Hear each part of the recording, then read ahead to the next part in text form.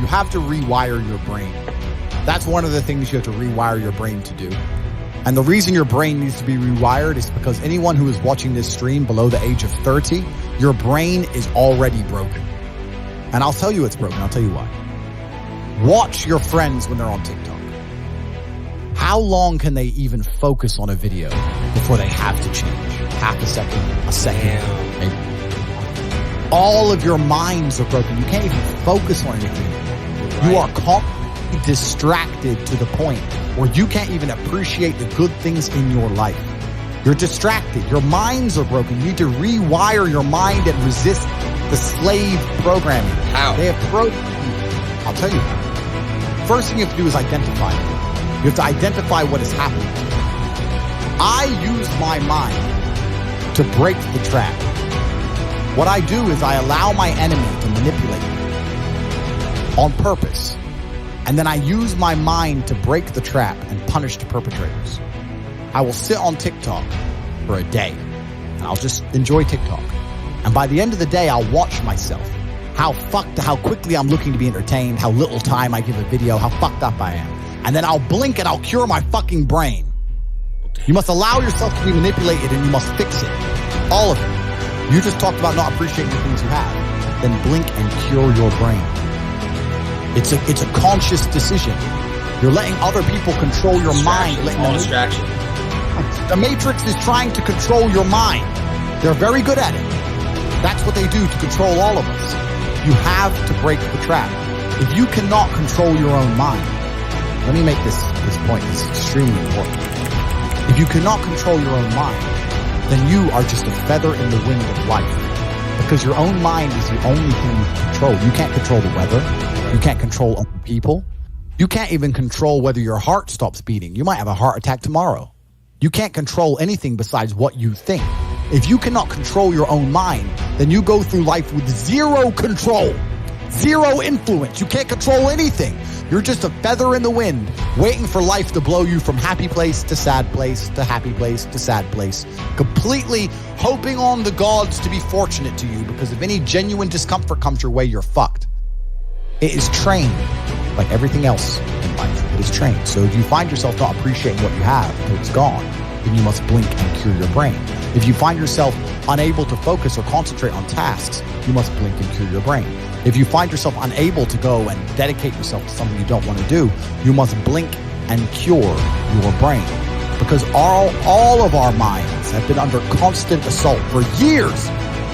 The way the mind functions, the way people interact, has changed so significantly in the last 10 years you wouldn't believe.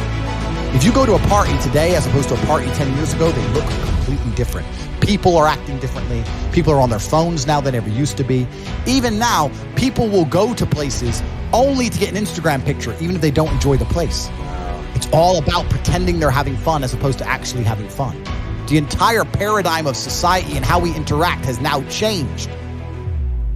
Every single thing in the world is attempting to influence you. I'll give you another paradigm that you need to understand. I ask people have these beliefs. Doesn't matter what their belief is. Doesn't matter if they believe in something. I say, where did you get that belief from? And they don't know. Oh, well, it's just how it's supposed to be. We're just supposed to wear a mask, whatever it is, right? Where did you get that belief? Who told you that? And does that person have your best interests at heart? Think about it. Think about all the things you truly believe. Think where you learn it, and think if that person actually gives a fuck about you. Because the only thing you should be learning from is personal experience from people who genuinely care about you and love you. Most people are out here believing things and repeating things that were told to them by people who don't even fucking like them, by their enemies. Everyone's mind is fundamentally fucked. All of it. Look at me. I'm a guy who decided to conquer social media. I blinked, I cured my brain, I used basic indefatigability, I used perspicacity, I used compendiousness, I used my mind, and I focused, and I fucking conquered the world in a few short months. It's not difficult, there's just no competition, because everybody's fucking distracted. They're getting distracted by this, distracted by that, watching fucking Netflix, jerking off to Pornhub like fucking jackasses. It's so easy to win if you can control your own mind. But it seems that nobody fucking can. And that's how the people who run the world keep the world running. because they have all the slaves exactly where they need them to be, permanently distracted and semi-depressed, working their asses off in jobs which will never satisfy them and never pay enough money. That's the matrix. It's a cycle. It's a cycle. It's a repeating cycle. Like, people like get caught in it too. And the problem is too, schools like don't really teach the best things, I feel like. Schools are designed to make you a slave. You're set up for slavery. Whole thing's a fucking scam. The education system's a scam. The judicial system's a scam. The medical system's a scam. Look at these last few years. You're living in Canada. You don't learn that everything's a fucking scam? All of it. Oh, but don't worry. If things don't go my way, I'll get to go to court and have my say in court. Yeah, that's fair. We learned that doesn't mean a fucking thing. The law doesn't mean a thing. Your rights don't mean a thing. It's all a fucking scam. The only hope you have is to cure your brain, see the attacks which are coming from the Matrix, get a strong network of individuals such as the War Room, and then learn how to escape. Most people are so deep inside of their programming. What did Morpheus say in the Matrix? Most people are so hopelessly dependent on the system they will die and fight to defend it. Most people will sit here and pretend that the world they live in is just and fair because they are fucking slaves. Slave-minded. And to break the slave mind, to truly resist the programming, you have to understand what's happening to you. And this is only the beginning. I could talk about this for hours and hours and hours. But the basic answer to everything is you must control your mind. Wow. Mind control. Damn, bro, what the fuck? I feel like I'm a changed man talking to you. It's crazy. Good. Because I know you will change for the better.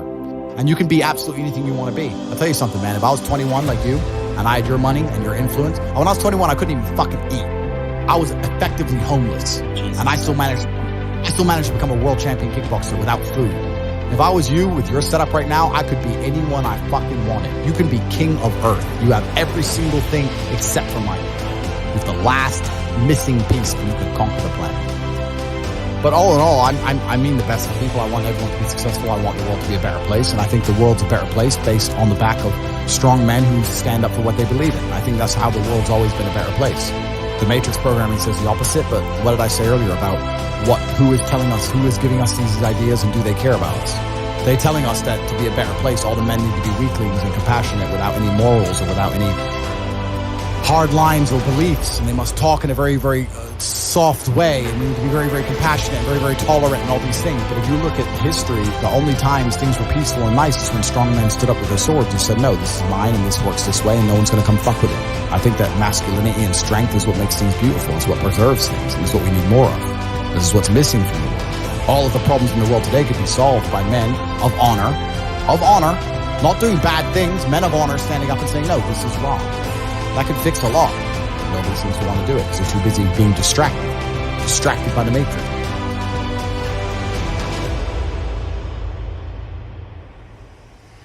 I can't imagine truly wanting to quit something and not being able to quit.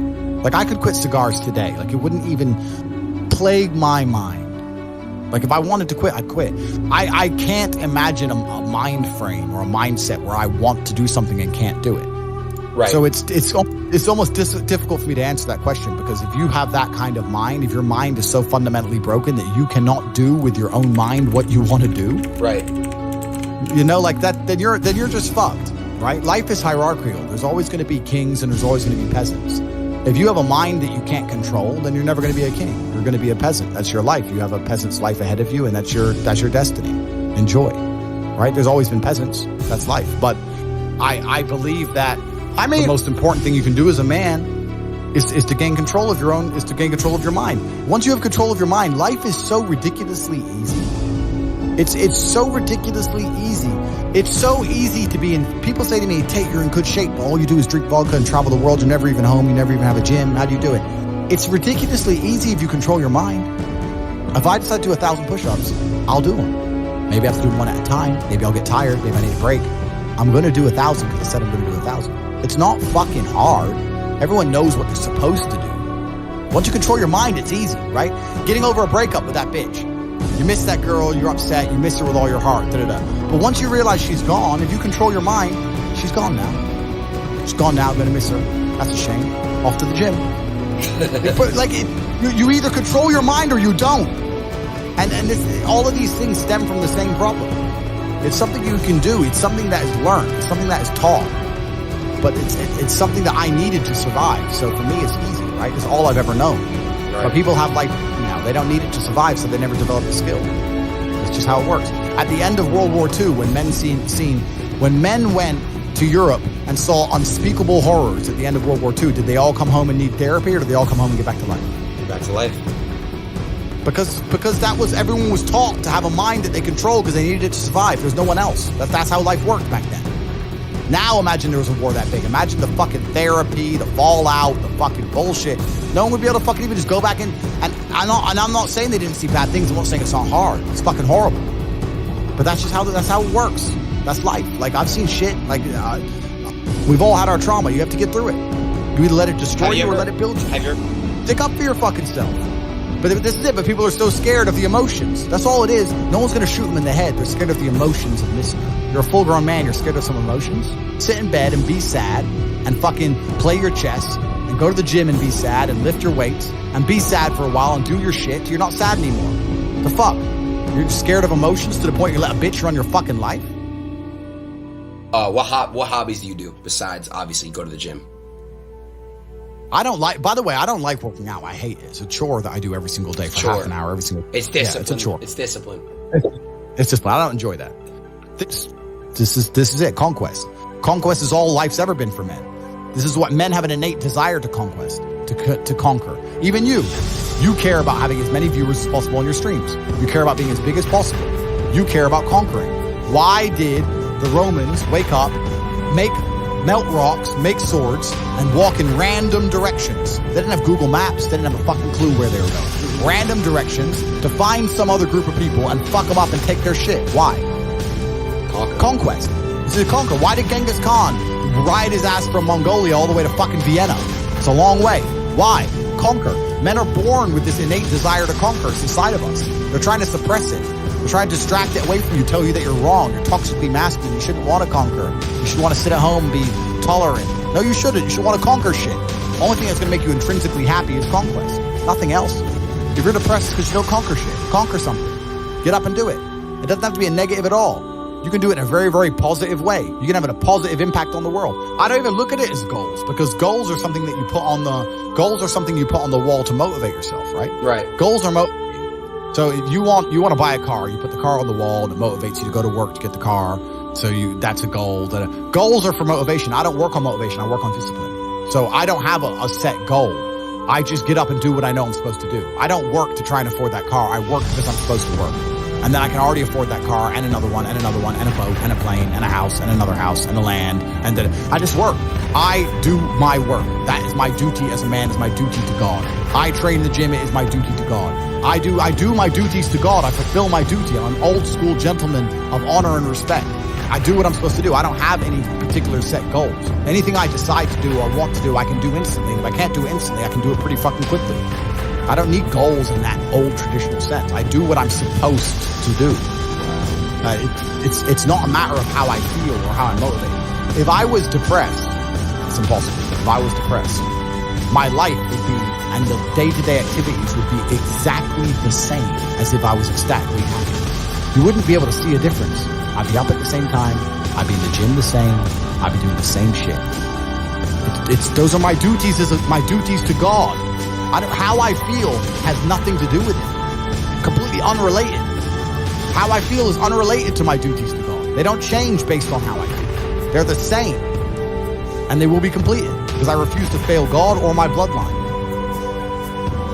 You could take 150,000 of these people and travel back in time and stand them in front of their ancestors.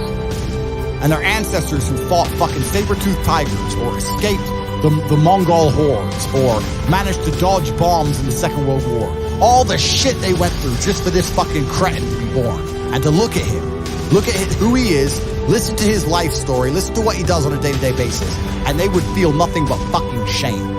Your ancestors did all that shit, all that struggling to survive, hunting and gathering, fucking avoiding enemies, anything it took, dying at age 30 from a tooth infection, all the crap they went through just for you to be born so you could smoke weed and jack off. That's what your ancestors died for. That's what they worked so hard for. That's who you are. That's the end of your fucking bloodline. Do you feel no shame? It's fucking shameful. My ancestors will look at me and think everything we went through was fucking worth it. Your ancestors will look at, most of these people, their ancestors look at them and feel nothing but fucking disgust.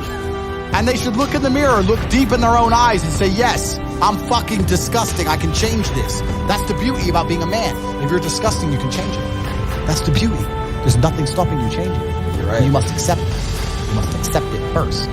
Most of these people, what they do is they hang around with other disgusting people, and then they're a little group of disgusting people, and they think, well, I'm not disgusting, everyone's disgusting, and this is normal, and it's normal to be a fucking jerk-off. Not in my world, it isn't.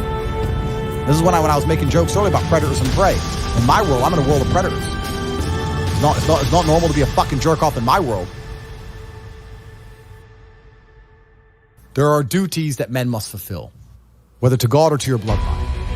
But this is a genuine honest. I'll say this now. I guarantee even their fucking living relatives, their living parents aren't even proud of them. Like, the fuck? Your own father's ashamed of you. And you don't even feel fucking motivated to do shit. Chad, y'all think that's true? It's a fucking shame. If you were to go and look your father in the eye and said, you know what? I could have been a UFC champion. I could have been a multi-millionaire. I could have been a race car driver. I could have been a fucking nuclear physicist. Could have done all these things, but I was busy on Pornhub. You think he's gonna be proud of you? Fuck no. Fuck no. And there's men here who will deny it, right? There's men who will go, no. But those are the ones who are most lost. It's the denial that's going to hold you back the most. The people who go, yes, I'm wasting my potential. Those are the ones who have potential. The ones who stand up and go, I am wasting my potential. I could be anything and I am not that yet. They have a chance.